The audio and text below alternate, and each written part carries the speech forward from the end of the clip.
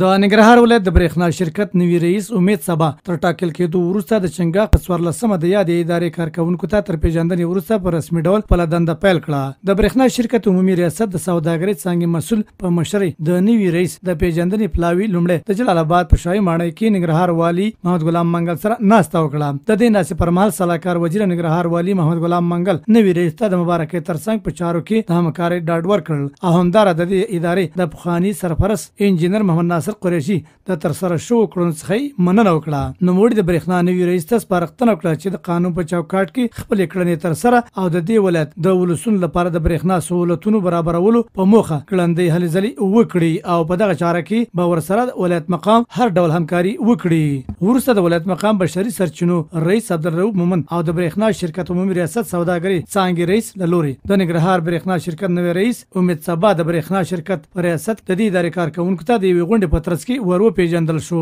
د ننګرهار برېښنا شرکت سوداګرۍ څانګې مرستیال احسان الله شایان وویل د تېرو 2 میاشتو په موده کې د برېښنا سرپرست رئیس انجینر ناصر قریشي په مشرۍ د دې ادارې کارکونکو د ولایت مقام په همکارۍ 60 میګاواټه ترانسفارمر فعال کړی. نوموړي زیاته کړه د یادې ادارې کارکونکو په پخوا وختونو کې په همغږۍ دنده ترسره کړې او نوي رئیس ته د مبارکۍ ترڅنګ د ادارې د کارکونکو په اساسي د هر ډول همکارۍ او په چارو کې د همغږۍ ژمنه وکړه. د ننګرهار د عمومي شرکت سوداګرۍ رئیس ډاکټر خالد سانګزي وویل د ننګرهار برېښنا نوي رئیس امید صبا په آزاده سیالۍ کې تر بریالیتوب وروسته ټاکل شوی دی. د امنیه قومندانۍ ادارې مرستیال قاری امیر خان لیوال او د ننګرهار ولایت د بشري منابعو رئیس عبدالرؤف مومن وویل د برېښنا شرکت نوي رئیس په ګڼ شمېر مهمو ادارو کې دندې ترسره کړي او د ادارې په برخه کې تر ماسټرۍ پورې لوړې زده کړې ترسره کړي. دویم د برېښنا شرکت له کارکونکو وغوښتل ترڅو د نوي رئیس سره د همکارۍ په ترڅ کې عواید لوړ او له امله یې د دې ولایت ولسونو ته د برېښنا